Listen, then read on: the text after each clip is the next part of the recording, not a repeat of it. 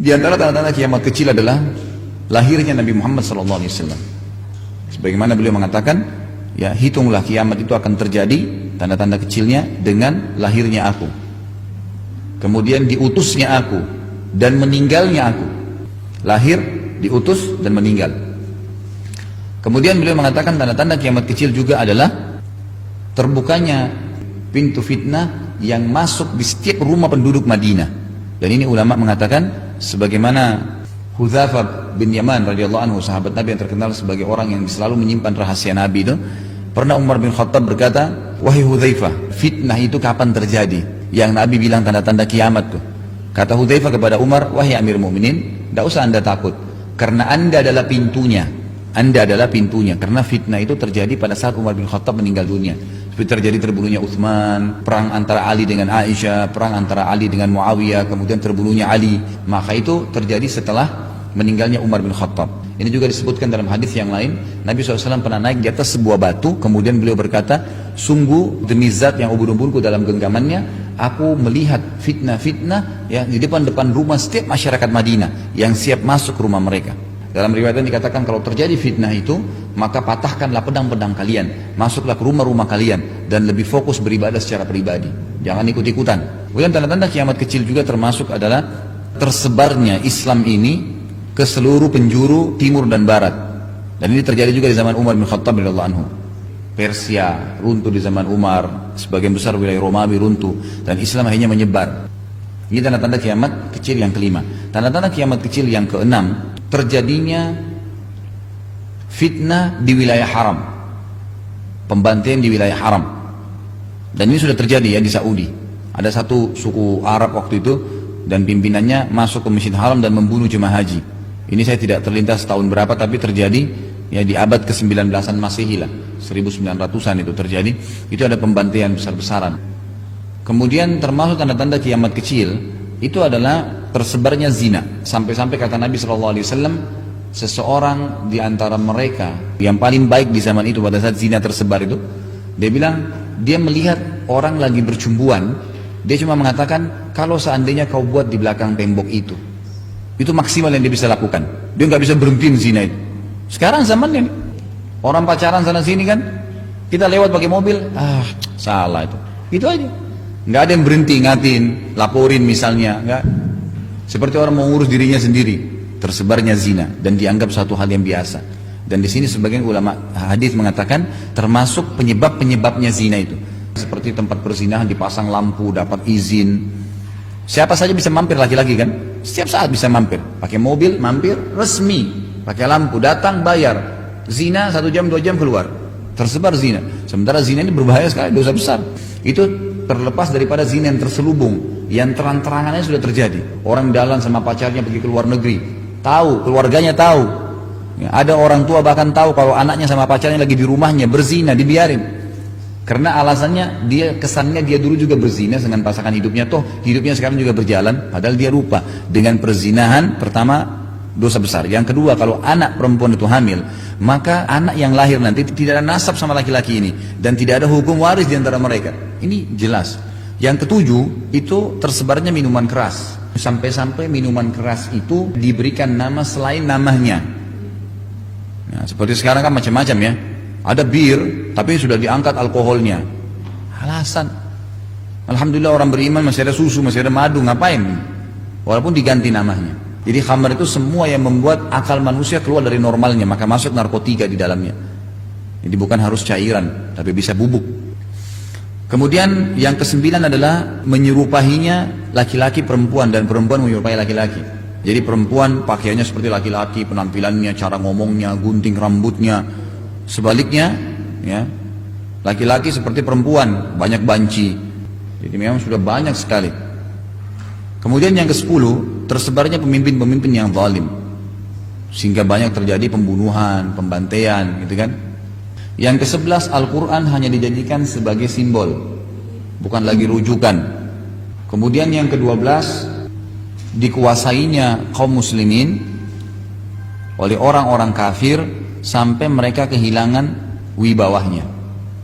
Jadi seperti hadis Nabi bunyinya, akan datang satu waktu nanti di mana seluruh orang-orang kafir akan mengeroyoki kalian. Sebagaimana al-akala ini bisa berarti serangga, mungkin ulat yang manggil-manggil temannya untuk ngeroyokin makanan.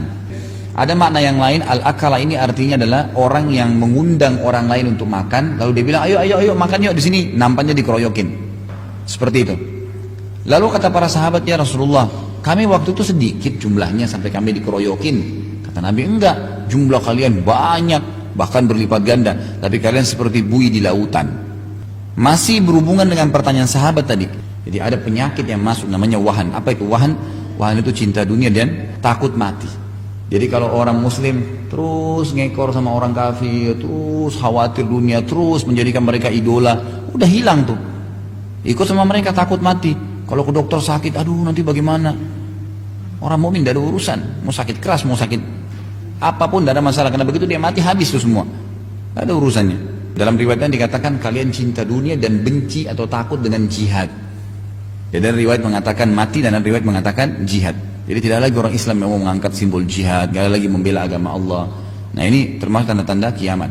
Nah ada tanda-tanda yang lain tentunya, tersebarnya maksiat secara umum ya, pelanggaran-pelanggaran agama, kemudian sedikitnya orang yang beribadah. Itu yang ke-13, yang ke-14 itu nanti akan ada generasi buraba. Ya, generasi orang-orang yang beriman dianggap asing, dianggap aneh. Puncaknya nanti sebelum tanda-tanda kiamat besar yang belum terjadi itu namanya malhamah kubra antara muslim dengan orang-orang Nasrani. Kata Nabi SAW, dengarkan hadisnya, nanti akan terjadi peperangan antara kalian dengan Bani Ahmar. Bani Ahmar ini orang Nasrani, orang-orang Romawi. Zaman Nabi itu dikatakan Bani Ahmar, orang-orang Nasrani, khusus Nasrani saja. Nah awal kisahnya Nabi ceritakan, kata Nabi SAW, kalian akan bertahaluf. Tahaluf itu akan bekerja sama dengan mereka untuk memerangi satu kaum, tapi nggak disebutin siapa itu. Apakah itu komunis, apakah itu, pokoknya ada satu kaum yang kita sama Nasrani ini bersatu, seluruh dunia nih ceritanya nih. Kemudian kita akan bersatu, lalu kita memenangkan peperangan. Muslim sama Kristen ini yang bersatu ini memenangkan peperangan. Pada saat mereka pulang ke negara masing-masing, terjadilah cekcok kecil antara prajurit Muslim sama prajurit Nasrani di negeri Syam, di Damaskus, di ibu kota Syria. Terjadi ribut pada saat itu karena orang-orang Nasrani mengangkat bendera salib sambil dengan bangga mengatakan kami yang memenangkan peperangan. Maka si Muslim ini mengatakan kami juga terlibat, cekcok gara-gara itu.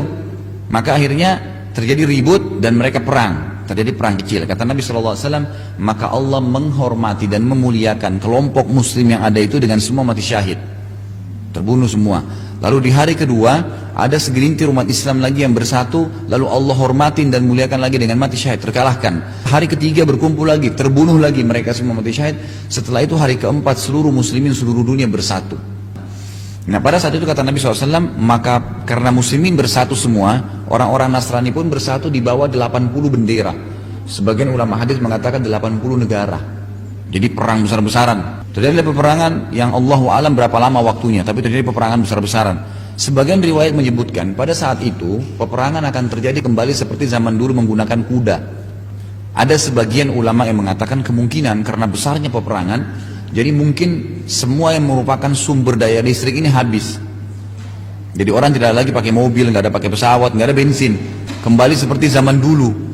Allahu alam kita sampai atau tidak, tapi yang jelas itu akan terjadi nanti. Kata Nabi SAW, mereka akan menunggangi kuda-kuda. Lalu kalian akan memenangkan peperangan sampai kalian menembus Rum. Nah Rum ini sebagian besar ulama hadis mengatakan adalah Vatikan. Pada saat itu iblis ketakutan karena dengan menangnya muslimin berarti nanti pendapat yang mengatakan Tuhan punya anak, Allah punya anak, itu kan iblis yang sebarin. Itu akan hilang. Maka dia menjelma jadi manusia, lalu masuk di tengah-tengah muslimin dan dia teriak, wahai muslimin, seakan-akan dia bagian dari orang Islam gitu. Wahai muslimin, Dajjal sudah keluar di antara kalian, di rumah-rumah kalian. Nah pada saat dia ucapkan Dajjal, kata Nabi SAW, pada saat itu pasukan mujahidin tahu benar ini sudah dekat masanya Dajjal keluar. Dan apa pesan Nabi kalau Dajjal keluar?